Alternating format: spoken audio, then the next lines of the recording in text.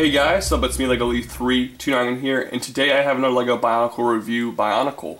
Wait, Bionicle? That's right guys, you don't see this every day. LEGO has brought back a theme. Bionicle is back for 2015 and I could not be more excited. Bionicle is a theme that I grew up with for pretty much all of my childhood. I have so many of those Bionicle sets and I love each and every one of them.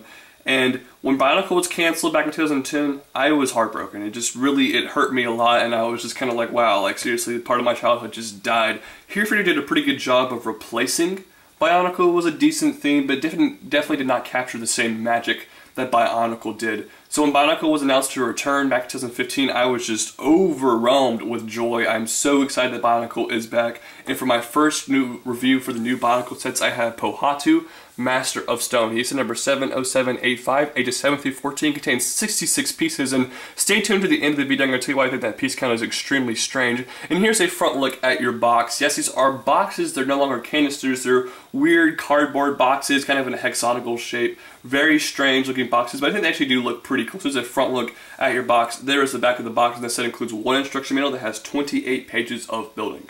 And here is Pohatu, the Master of Stone himself. And you're going to hear me with these new Bionicle reviews say the word skull and spider a lot, because each Bionicle set either is a skull spider or comes with a skull spider. Pohatu here comes with a dark blue skull spider, which is a pretty cool looking piece. The legs are brand new molds, and the mask piece they used for the skull spider is brand new mold. This is actually more of a skull scorpion because it has a little tail on the back, kind of like a scorpion stinger. A pretty cool little inclusion with this set. Now we can take a close look at the actual Pohatu figure. We're going to start off with the legs right here, which are probably my favorite part about this guy's design. The legs here really look fantastic. They're kind of short, but they are very well done. They have silver feet, some silver armor down at the bottom. Then you can kind of see the brown armor there. Now the brown color here is a very interesting part about this figure. It's not the same brown that was found on the original Pohatu figure.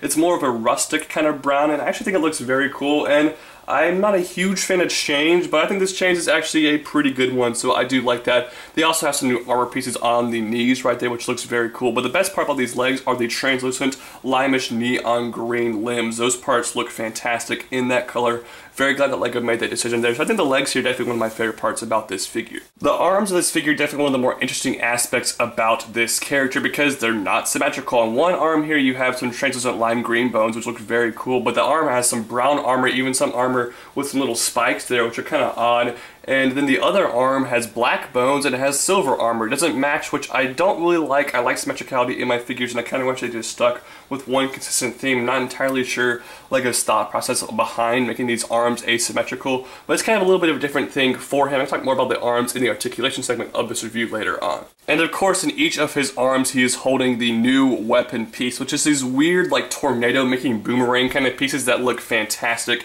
In my opinion, I love these pieces because, first off, they're exclusive to only this figure, which is really nice to get. And they also have a really cool articulation point in the middle right there they can fold in and out, which is a very cool feature for these weapons. So I think these are great weapons. You get one for each arm in this set. And one very cool thing about the weapons is that they actually can go onto his feet to make kind of little like things for Pohatu to fly around the desert in, which actually looks very cool. And also another very cool thing is you can see on his back there he has this small little rock sheet blade piece that's kind of sticking out. You can take that piece off his back and put it in one of his hands. So now he still has weapons on his feet, but he has another weapon that he can use in his hands while his other weapons are on his feet. So I like the design quite a bit. It's a very cool feature for this set. Now you might have already noticed the giant yellow gear sticking out from the back, and that activates the main play feature for this set. That's right guys, the gear functions are back for LEGO Bionicle 2015. By twisting that yellow gear you can activate the gear function, which makes him kind of karate chop up and down, which of course is a perfect homage to the original Bionicle sets, and LEGO has done a fantastic job designing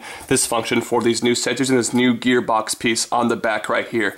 Now there's one problem with this gearbox piece. It detaches onto the Hero Factory torsos from the back, which leaves these ball joints here, which are usually used for the arms, kind of exposed, which I don't like. I wish they had filled those ball joints or just made an entirely new torso piece with the gearbox already built in. I'm not a big fan of how those ball joints are exposed, but besides that, it's a very well functioning play feature. His torso is a pretty simple build, but does look very cool. He has a nice printed chest piece right there, which is very nice, and the Under Armour chest piece is the one that's from the Hero Factory Brain Attack series. And of course, one of the main things people are going to be excited about with this new figure is the mask, and I love this new Pohatu mask. It looks a lot like the original's Pohatu mask, but has a nice modern flair to it. I think LEGO did a great job designing it with this set. And one of the main play features that all of the masks in these new sets has, you can actually push on the eyes back here, and it makes the mask pop off, which is an interesting play feature, kind of like an homage to the original Bionicle sets where the mask would easily fall off. That being said, the masks are kind of loosely attached on, which is a small problem in my opinion, but the cool thing here is that you actually get other masks you can put on Pohatu. You get the exact same mask molded in a pearly gold color,